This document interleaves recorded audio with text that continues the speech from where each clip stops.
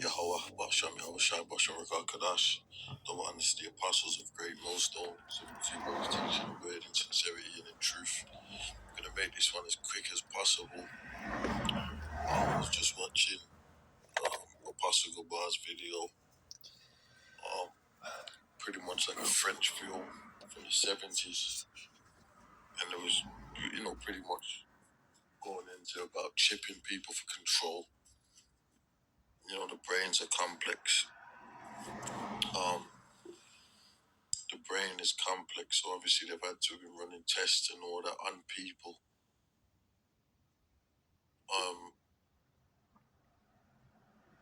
To get that right. So it ain't something that's just popped up. They've been doing this. Esau likes to experiment on people anyway. People, animals. Here's a book I'd found.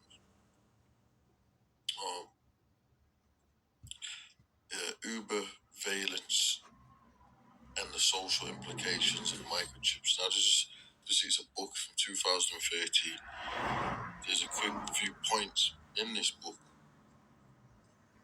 that I want to highlight.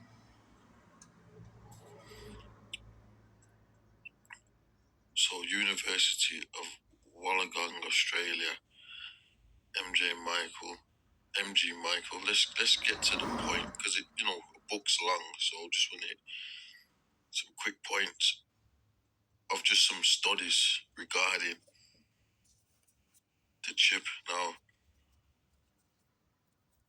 let's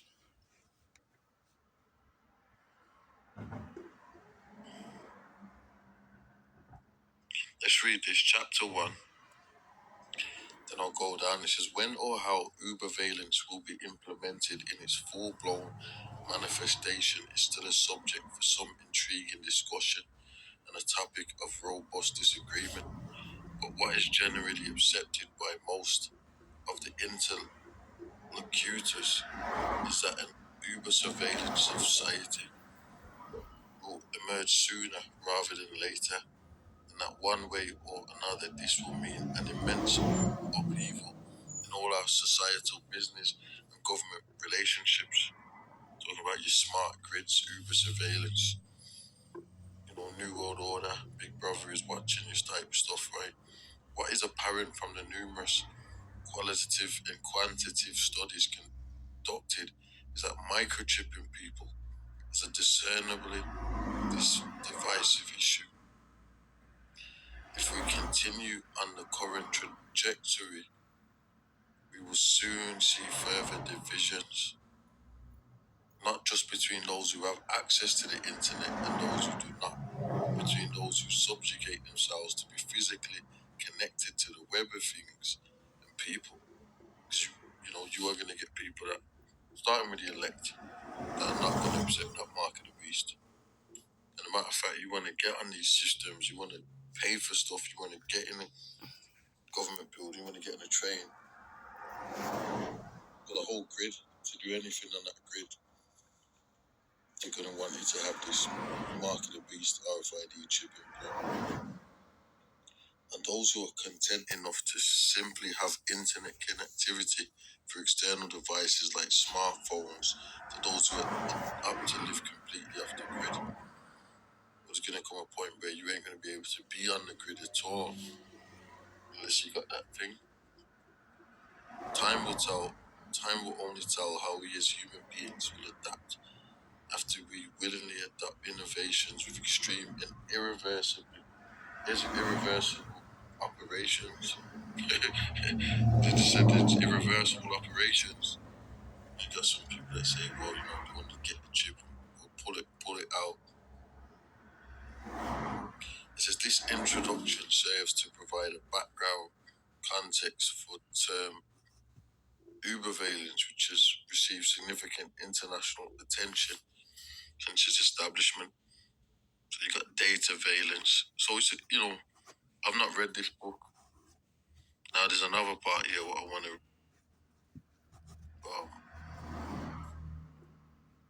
go into, because obviously it's gonna have some stuff in this. I was reading some of the skim reading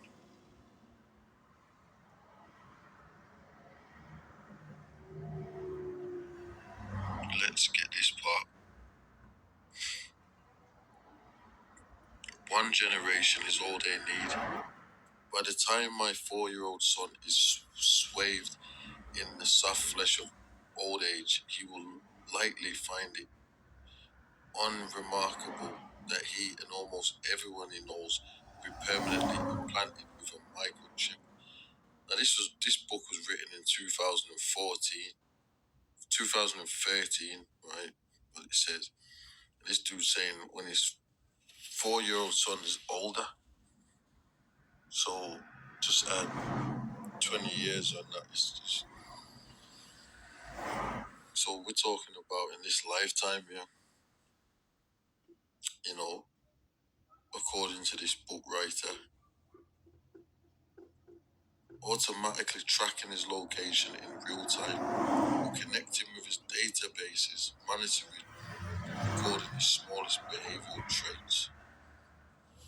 Most people anticipate such a prospect with a sense of horrified disbelief, dismissing it as science fiction, fantasy. The technology, however, already exists. And like we've just watched, if you check Apostle Kubar's video out, I'm sure you will. I mean, they had showed that in the show from the 70s, just to put people up to speed with this is an agenda that they've had this agenda. So when you're seeing all these AI robots and this and that and all that, they showed you the chip in the 70s, right? In that show.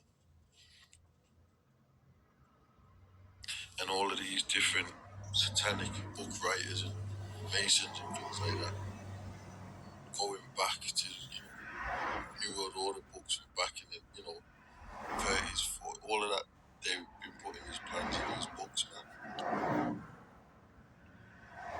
Because the technology, however, already exists. For years, humane societies have implanted order pets that leave their premises with a small identifying microchip.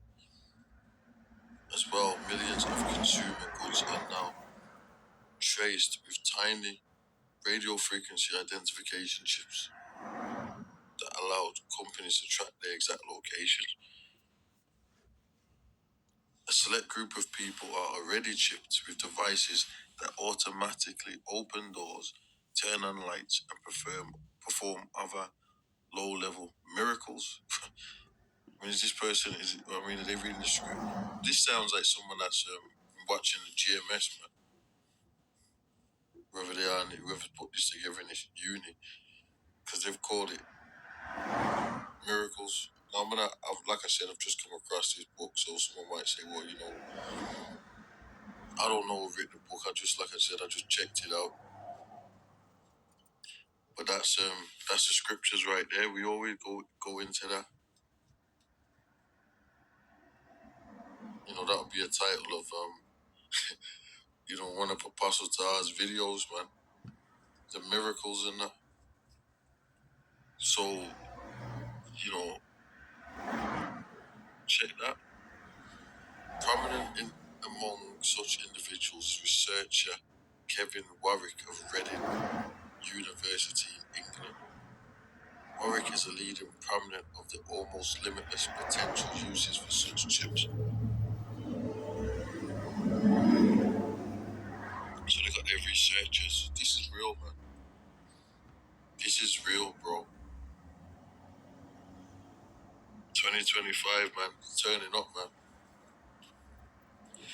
Other users include the patrons of the Baja Beach Club in Barcelona, many of whom paid 150 US for the 150 US for the privilege of being implanted with an identifying chip that allows them to bypass lengthy club queues and purchase drinks by being scanned. These individuals are the advance guard of an effort to expand the technology as widely as possible.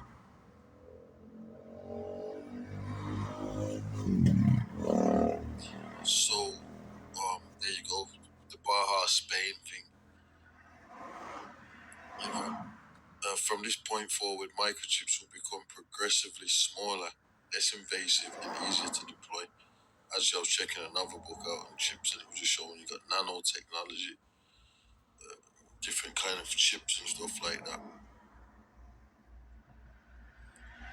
Thus, any realistic barrier to the wholesale chipping of Western citizens is not technological but cultural.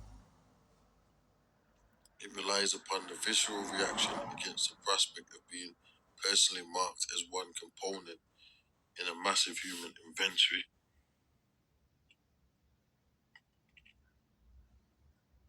Um, Today, we might strongly hold such beliefs, but sensibilities can and probably will change. How this remarkable atti- attitudinal transformation is likely to occur is clear to anyone who has paid attention to privacy issues over the past quarter century. There will be no 3 a.m. knock on the door by stormtroopers coming to force implants into our bodies. The process will be more subtle, cumulative, couched in an unaccessible language of progress and social betterment. Yeah, that's what we go into. That's the scriptures. They deceived them that took the mark of the beast. That's in the Bible. Everything that is being said here is biblical. It's all Bible. This is all the Bible here. The Bible says that they deceived them that took the mark. So that's why it's happening. The way the Bible, the scriptures, the words of Yahweh and Yahweh Shai is saying that it is going to happen. Read Revelation 13:16. It says that mimicking many of the processes that have contributed to the expansion of closed circuit television cameras and the corporate market in personal data. A series of tried and tested strategies will be marshaled to familiarize citizens with the technology. These will be coupled with efforts to pressure tainted social groups and entice the remainder of population into being chipped. So there you go. Um, so there's a lot more. It says this then is how the next generation will become to be microchipped. It starts in distant countries having tested the technology on guinea pigs, both human and animal. We just see an example of that in the 70s, put it in the brain, test it and all that because, he so does that with drugs, psychoactive drugs. That's what he does. LSD, they tested LSD on people. Some videos are on the YouTube, you can find them. Interviewing the body and tested them in the 60s or whenever the hell it was, man. 50, I don't even remember. But it's on there. The first widespread use of human implanting will occur in nations at the peripheral of the Western world.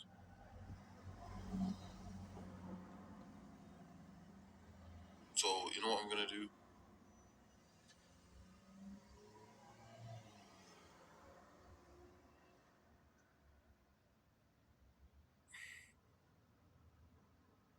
There's a lot going into the kind of groups you're going to target. What I'm going to do, like I said, it's a book. I ain't going to read the whole thing. See if I can find that. This picture here.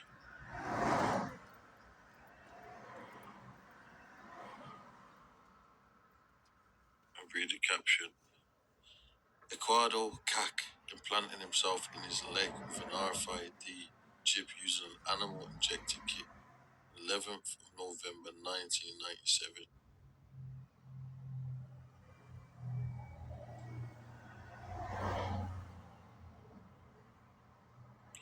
So, what I'm gonna do, I've just come across this info. I'm gonna put it out there. I'm gonna upload this video and I'll check this video. I'll check the book out. I'll read some of it. I'll check the authors and all that. You know, and try and give it the right title, you know what I'm saying? And I'll go back and do some, you know, because it's an interesting, as you can see, it's an interesting read. If you can't see that the mark of the beast is the RFID chip, then you bog the fuck out, man. Especially if you're supposed to be, you know, calling yourself enlightened and all that, and you know, truth or whatever you call yourself out there, you know. Now, like I said, you got this individual. I think this book went back to, let's go. I think this was done. Some cats at uni.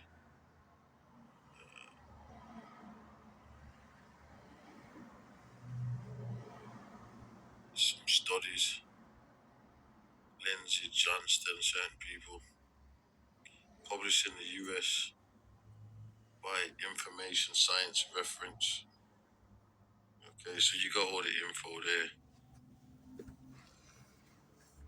Library of Congress. This book represents case studies, literature reviews, ethnographs, and frameworks supporting the emerging tech of RFID implants, also highlighting the current and predicted social implications. So this is a good book, alright? So I'm going to close it out there. And catch you on the next